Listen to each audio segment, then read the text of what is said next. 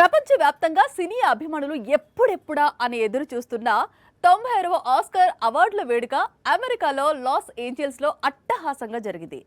Open హైమర్ సరాసరి 7 పురస్కారాలను గెలుచుకుంది. నోలాన్ మొదటిసారి ఆస్కార్ అందుకున్నాడు. అదే స్పీడ్ లో ఐరన్ మ్యాన్ ఆస్కార్ డ్రీమ్ కూడా నెరవేరింది. హాలీవుడ్ గర్వపడే సినిమాలు తీశాడు. ఇంకా చెప్పాలంటే హాలీవుడ్ మేకింగ్ ను మార్చాడు. హాలీవుడ్ దాటి టాలీవుడ్ వరకు అతని అభిమానాన్ని పెంచుకున్నాడు. అలాంటి దర్శకుడికి ఇంతవరకు ఆస్కార్ లేదు. ఎన్నో అద్భుతమైన సినిమాలు తీస్తున్నప్పటికీ అకాడమీ పురస్కారం అందుకోలేకపోతున్నాడు. అతనే క్రిస్టోఫర్ నోలన్. మొత్తానికి ఓపెన్ హైమర్ సినిమాతో నోలన్ కల నెరవేరింది. అతని చేతిలోకి ఆస్కార్ చేరింది. బాక్సాఫీసును కొల్లగొట్టడం వేరు, గొప్ప మేకర్గా పేరు ప్రఖ్యాతలు సంపాదించడం వేరు. ఇక ఆస్కార్ అనేది నెక్స్ట్ లెవెల్. ప్రతి హాలీవుడ్ డైరెక్టర్కు ఆస్కార్ అనేది అల్టిమేట్ డ్రీమ్. 1998లో ఫాలోయింగ్ మూవీతో హాలీవుడ్ డైరెక్టర్గా నోలాన్ జర్నీ స్టార్ట్ అయ్యింది. కానీ ఆయన ఆస్కార్ అందుకోవడానికి 25 ఏళ్లకు పైగా సమయం పట్టింది. నోలాన్ తెరకెక్కించిన ఓపెన్ హైమర్ 13 విభాగాల్లో ఆస్కార్ కోసం పోటీ పడింది. అందులో ఉత్తమ చిత్రం, ఉత్తమ దర్శకుడు, ఉత్తమ నటుడు, ఉత్తమ సహాయ నటుడు, ఉత్తమ ఎడిటింగ్, ఉత్తమ ఒరిజినల్ బ్యాక్గ్రౌండ్ స్కోర్, ఉత్తమ సినిమాటోగ్రఫీ విభాగాల్లో పురస్కారాలు గెలుచుకుంది. అవెంజర్స్ టీంలో ఎంతమంది ఉన్నా ఐరన్ మ్యాన్ క్రేజ్ వేరు. అవెంజర్స్ లో నటించినన్ని రోజులు ఆస్కార్ వరించలేదు. కానీ నోలాన్ మూవీలో కనిపించాడో లేదో కెరీర్లో తొలిసారి ఆస్కార్ పురస్కారాన్ని గెలుచుకున్నాడు రాబర్ట్ డౌనీ జూనియర్. ఉత్తమ నటుడి పురస్కారాన్ని ఓపెన్ హైమర్ హీరో సిలియాన్ మర్ఫీ అందుకున్నాడు. ఇతనికి కూడా ఇది తొలిసారి ఆస్కార్ అవార్డు.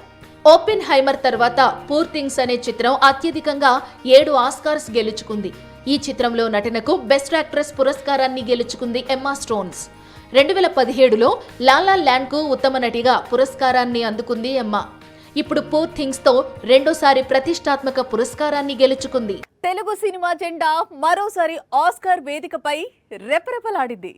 హాలీవుడ్ కి ఇప్పటికీ నాటు ఫీవర్ కొనసాగుతుందని ఈ ఏడాది పురస్కారాలు ప్రకటిస్తున్నప్పుడే అర్థమైంది. ఊహించని ఈ పరిణామం RRR టీంను సైతం ఆశ్చర్యపరిచింది. 95 ఏళ్ల తెలుగు సినిమా పరిశ్రమకు 96వ అకాడమీ అవార్డుల ప్రధానోత్సవం గొప్ప గౌరవాన్ని అందించింది. సరిగ్గా ఏడాది క్రితం ఇదే సమయంలో ఆస్కార్ వేదికపై RRR టీం సందడి చేసింది. బెస్ట్ ఒరిజినల్ సాంగ్ విభాగంలో పురస్కారాన్ని గెలుచుకుని చరిత్ర సృష్టించింది. ఇప్పటికీ ఆ మధుర క్షణాలు భారతీయుల కళ్ల ముందు మెదులుతున్నాయి. RRRకు ఆస్కార్ను భారతీయుల కంటే కూడా హాలీవుడ్ ఎక్కువ గుర్తుపెట్టుకుంది. అందుకే సందర్భం కుదిరిన ప్రతిసారి RRRకు ట్రిబ్యూట్ పలికింది. బెస్ట్ ఒరిజినల్ సాంగ్ కేటగిరీలో అవార్డు ప్రకటించే ముందు, అలాగే ఇప్పటి వరకు సినిమాల్లో వచ్చిన బెస్ట్ స్టంట్స్ పై రూపొందిన స్పెషల్ వీడియోలో కూడా RRR విజువల్స్ కనిపించాయి. ఇందుకు సంబంధించిన వీడియోలను RRR టీం తన సోషల్ మీడియా ప్లాట్ఫామ్స్ లో స్పెషల్ గా షేర్ చేసింది. సినీ అభిమానులతో తమ ఆనందాన్ని పంచుకుంది. లాస్ట్ ఇయర్ నాటు అవార్డు గెలుచుకున్న విభాగంలో ఈసారి బార్బీ మూవీలోని వాట్ ఐ మేడ్ ఫర్ అనే పాట ఆస్కార్ను గెలుచుకుంది. ఈ సమయంలోనే బ్యాక్గ్రౌండ్ లో RRRలోని తారక్, రామ్ చరణ్ నాటు స్టెప్లను రిపీట్ చేశారు అకాడమీ వారు. లాస్ట్ ఇయర్ ఇండియన్ సినిమాకు డబుల్ బురాంజా ఒకటి నాటు రూపంలో ఆస్కార్ వస్తే బెస్ట్ డాక్యుమెంటరీ షార్ట్ ఫిల్మ్లో మరో పురస్కారం వచ్చింది. కానీ ఈసారి ఏ ఒక్క విభాగంలోనూ భారతీయ సినిమా ఆస్కార్ అందుకోలేకపోయింది.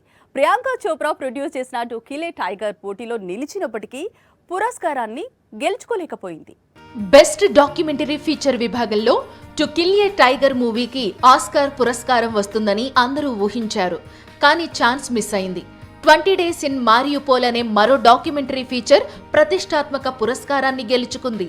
ఉత్తమ విజువల్ ఎఫెక్ట్స్ విభాగంలో the Creator, Guardians of Galaxy 3, Mission Impossible, Napoleon, Godzilla -1 చిత్రాలు పోటీ పడగా తొలిసారి ఈ విభాగంలో ఒక గాడ్జిల్లా చిత్రం ఆస్కార్ పురస్కారం గెలుచుకుంది. జపాన్ కు చెందిన the boy and the heron ఉత్తమ యానిమేటెడ్ ఫీచర్ గా అవార్డు గెలుచుకుంది.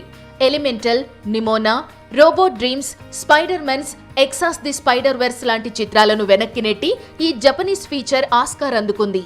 ది హోల్డోవర్స్ మూవీలో నటనకు డేవైన్ జో రాండాల్ఫ్ ఉత్తమ సహాయ నటి పురస్కారాన్ని గెలుచుకుంది. ఒకవైపు పురస్కారాలు, పురస్కార గ్రహీతులు, ఇంతటి కోలాహలం మధ్య జాన్ సీనా నగ్నంగా ఆస్కార్ వేదికపైకి రావడం అందరికీ షాక్ ఇచ్చింది.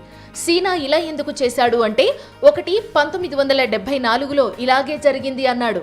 అంతేకాకుండా పురుషుడి శరీరం జోక్ కాదని చెప్పుకొచ్చాడు. ఆ తరువాత కొద్దిసేపటికి వేదికపైనే లైట్స్ ఆఫ్ చేసి అతనికి దుస్తులు తొడిగారు. ఆస్కర్ అప్డేట్ సంగతి ఇలా ఉంటే, ఆస్కర్ గెలుచుకున్న సాంగ్లో కనిపించిన హీరో అప్డేట్ మరో విధంగా ఉంది. అది ఏంటి అంటే, దేవర తర్వాత జూనియర్ నటించబోయే సినిమా వార్ 2, తారక్ నటించబోయే ఫస్ట్ ఎవర్ హిందీ ఫిలిం ఇది. పైగా భారీ బడ్జెట్ మూవీ. ఇంత పెద్ద సినిమాకు ఎన్టీఆర్ నుంచి డైరెక్టర్ అడిగిన డేట్స్ ఎన్నో తెలుసా? జస్ట్ 60 రోజులట. దేవర కంప్లీట్ కావటం ఆలస్యం. ఎన్టీఆర్ డైరెక్ట్ గా వార్ 2 షూటింగ్ సెట్ లోకి అడుగు పెట్టనున్నాడు. ఇది పాత విషయమే అయినప్పటికీ వార్ 2 కోసం ఎన్టీఆర్ కేవలం 60 రోజుల కాల్ షీట్స్ ఇవ్వటమే ఇప్పుడు హాట్ టాపిక్ గా మారింది. ఎన్టీఆర్ అంటే విలన్ రోల్ చేస్తున్నాడు. కేవలం 2 నెలల డేట్స్ ఇచ్చాడు అనుకోవడానికి లేదు. ఎందుకంటే హీరో హృతిక్ రోషన్ కూడా 60 రోజుల డేట్స్ ఇచ్చాడట. కేవలం 60 రోజుల షూటింగ్ స్కెడ్యూల్స్ యష్ రాజ్ ఇంత పెద్ద చిత్రాన్ని ఎలా పూర్తి చేయగలుగుతుంది అంటే, హీరోల బాడీ డబుల్స్ ఫుల్ గా వాడతారట. ఆ తర్వాత గ్రాఫిక్స్ లో తారక్ హృతిక్ ఫేసెస్ జత చేస్తారట. ప్రస్తుతం ఈ రూమర్ బాలీవుడ్ ను షేక్ చేస్తోంది. గ్రాఫిక్స్ బాడీ డబుల్ పద్ధతుల్లో సినిమా తీసేందుకు 60 రోజులు ఎందుకు, 25 రోజులు కూడా సరిపోతాయి కదా అంటూ తమ ఆగ్రహాన్ని కామెంట్స్ రూపంలో చూపిస్తున్నారు. ఏ కామెంట్స్ ఎలా ఉన్నా యష్ రాజ్ మాత్రం అంది వస్తున్న టెక్నాలజీని వాడి బిగ్ స్క్రీన్ పై మ్యాజిక్ క్రియేట్ చేయాలనుకుంటోంది. వార్ 2ను వెండితెర వండర్ చేయాలనుకుంటోంది. ఒకవేళ ఈ ప్రయోగం సక్సెస్ అయితే మాత్రం ఫ్యూచర్లో మరింత మంది స్టార్ హీరోలు ఇదే ట్రెండ్ను ఫాలో అయ్యే అవకాశాలు ఉన్నాయి. వచ్చే ఏడాది ఆగస్టు 15న వార్ 2ను రిలీజ్ చేయాలనుకుంటున్నారు. పుష్ప 2 తర్వాత అల్లు అర్జున్ సినిమా ఏంటి అనేది ఇప్పుడు హాట్ టాపిక్ గా మారింది. ఒకవైపు త్రివిక్రమ్ పేరు వినిపిస్తోంది, ఇంకోవైపు తమిళ డైరెక్టర్ అట్లీ కూడా లైన్ లో ఉన్నాను అంటున్నాడు. ఇంతకీ వీరిద్దరిలో బన్నీ డేట్స్ ఎవరి దగ్గర ఉన్నాయనేది ఇప్పుడు పాన్ ఇండియా వైడ్ గా హాట్ టాపిక్ గా మారింది. ఆగస్టు 15న పుష్ప 2 రిలీజ్ ఉంది. ఏప్రిల్ లేదా మేతో ఈ సినిమా షూటింగ్ కంప్లీట్ అవుతోంది. ఆ తర్వాత బన్నీ చేయబోయే సినిమా ఏంటి అంటే ఇప్పటికీ క్లారిటీ లేదు. నిజానికి త్రివిక్రమ్తో మూవీ లాక్ అయిందని బన్నీ సన్నిహితులు గతంలోనే చెప్పారు. అందుకు తగ్గట్లే త్రివిక్రమ్ కూడా స్టోరీ రాస్తున్నట్లు, హీరోయిన్ గా దీపికా పదుకొనే డేట్స్ కోరుకుంటున్నట్లు నిన్న మొన్నటి వరకు వార్తలు వినిపించాయి.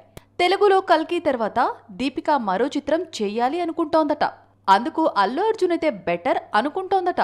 అందుకే తాను తెరకెక్కించే సినిమా కోసం దీపిక డేట్స్ అడుగుతున్నాడట త్రివిక్రమ్. అయితే మాంత్రికుడు ఈ ప్రయత్నాల్లో ఉండగానే తమిళ దర్శకుడు అట్లీ బన్నీతో మూవీకి లైన్ క్లియర్ చేసుకుంటున్నాడు. జవాన్తో 1000 కోట్లు చూశాడు అట్లీ. అల్లు అర్జున్తో సినిమా కోసం అట్లీ దాదాపు 60 కోట్లు డిమాండ్ చేస్తున్నాడు అనేది ఇప్పుడు ఇండస్ట్రీలో బిగ్ రూమర్. అల్లు అర్జున్తో అట్లీ సినిమా కన్ఫర్మ్ అయింది. అయితే ఈ ప్రాజెక్ట్ ఎప్పుడుంటుంది? ఇమీడియట్ గా స్టార్ట్ చేస్తారా? ఇప్పుడు త్రివిక్రమ్ సిచ్యువేషన్ ఏంటి అనేది కన్ఫ్యూజన్ గా ఉంది.